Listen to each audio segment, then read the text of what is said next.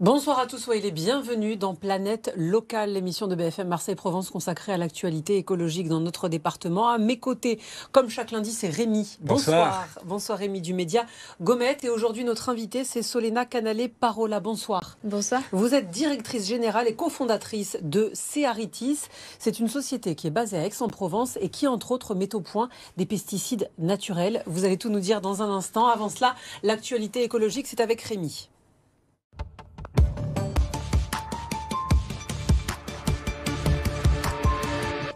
Rémi, on parle architecture, mais pas n'importe laquelle, architecture durable. Tout à fait, Sophie. C'est une expo originale qui vient d'ouvrir ses portes à Marseille. Le best-of du développement durable revient sur une décennie d'architecture innovante et frugale, l'occasion de comprendre les nouveaux codes du bâtiment, les dernières tendances et surtout les enjeux contemporains dans une conjoncture où la ressource naturelle est de plus en plus précieuse. Le coût de l'énergie, lui, s'envole, des paramètres auxquels devra répondre la maison, le bâtiment du futur. Et à en croire cette exposition, elle sera tout simplement en harmonie avec son environnement, en interaction avec les éléments naturels, plus sobres, plus personnifiés et moins transformés, avec un retour en force du fait main et des éco-matériaux comme la terre crue, la paille ou encore le bois.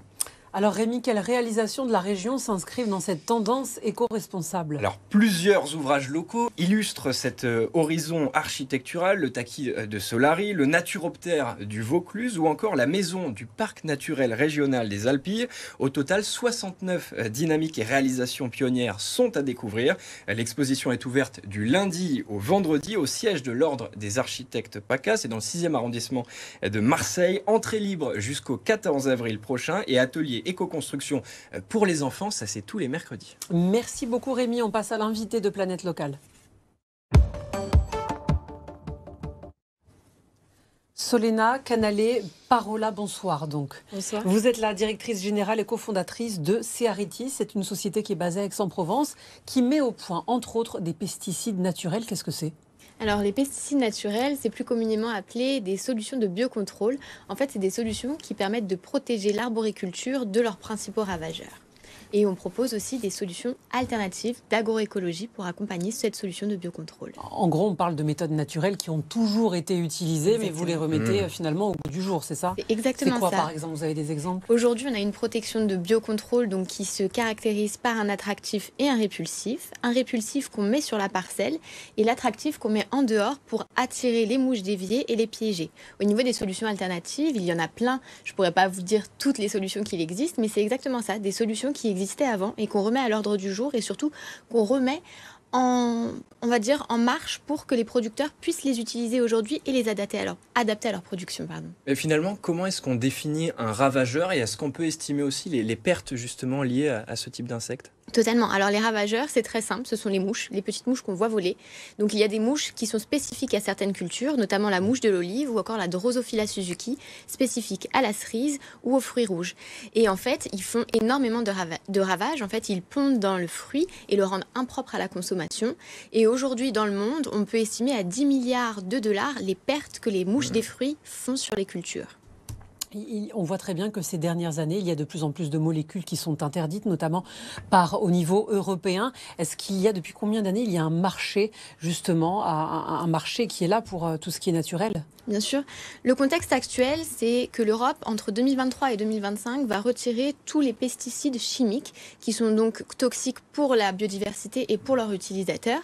Et depuis maintenant quelques années, parce que la R&D prend du temps, l'utilisation de molécules naturelles, la mise en place de molécules naturelles prend du temps. On va dire depuis 5 ans, on voit émerger des solutions efficaces contre les ravageurs ou contre d'autres problèmes tels que les fongicides, etc. Alors justement, vous, votre solution, en quoi est-ce qu'elle consiste ? Est-ce que déjà ce sont des ingrédients qui sont made in France, par exemple ? Alors, la plupart de nos ingrédients sont made in France, même le piège que l'on propose est made in France. Pour autant, on est obligé d'importer des solutions. Ce qu'on essaye de faire, c'est en tout cas d'apporter des matières premières d'Europe. Mais notre principal fournisseur est français, oui. En termes d'efficacité des solutions que vous proposez par rapport aux pesticides chimiques, est-ce qu'on a un pourcentage ? Vous connaissez le pourcentage ? Nous, alors, au niveau des solutions proposées, c'est ça ? Oui, des solutions que vous proposez. Oui. Est-ce que ça marche à 100% ou on est Alors, plus sur du 70? Alors, non, nous aujourd'hui, au niveau des essais terrain qu'on a déjà effectués, on est aux alentours de 90-95% d'efficacité. Aujourd'hui, les chimiques sont entre 97 et 100%, mais c'est pour ça qu'on propose des solutions alternatives d'agroécologique pour pouvoir combler ces 10% de moins d'efficacité par rapport aux chimiques. Alors, un peu moins efficace, un tout petit peu moins efficace. Quand vous vous tournez vers les agriculteurs, qu'est-ce que vous leur dites justement pour faire qu'ils choisissent votre solution? Le but aujourd'hui, c'est de protéger les cultures qui sont dans un contexte d'urgence phytosanitaire. Quand il n'y aura plus de protection chimique, les cultures ne pourront plus être protégées. Et les dégâts s'élèvent à 100% quand il n'y a pas de protection.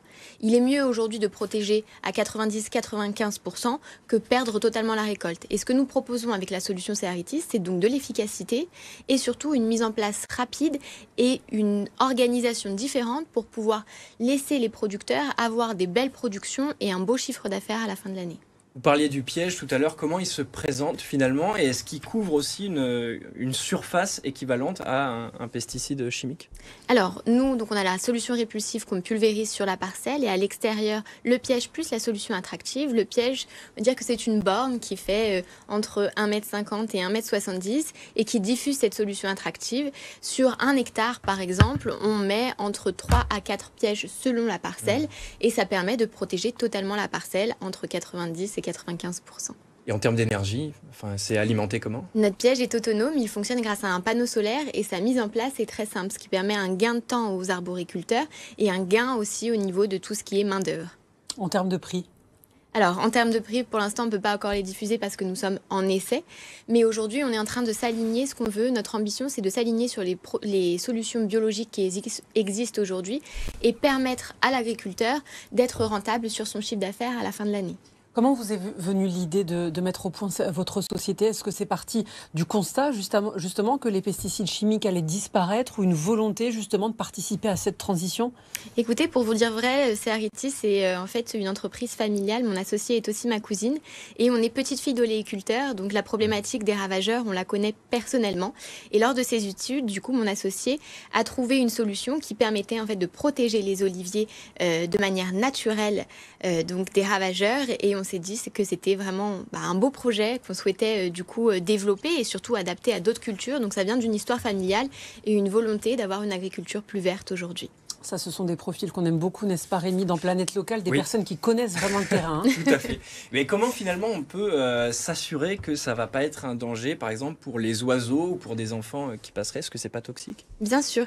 Alors nos solutions, comme je disais, sont encore à l'essai parce qu'il y a une phase d'homologation qui est très importante. Il s'agit d'homologuer et faire des études toxiques et écotoxiques, tox et écotox, qui permettent en fait de définir si le produit n'est pas toxique pour la biodiversité, s'il n'est pas toxique pour l'homme. Et où nous, aujourd'hui, ce qu'on a fait, c'est de choisir des molécules et des substances qui sont non toxiques pour la biodiversité et non toxiques pour leur utilisateur. Et notre piège est spécifique seulement à notre ravageur.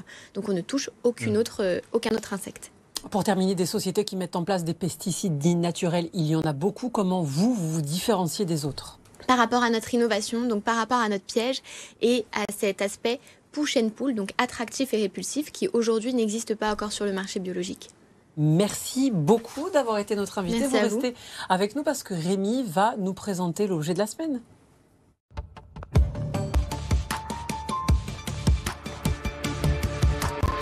Merci beaucoup Rémi. Alors qu'est-ce que tu nous as apporté aujourd'hui?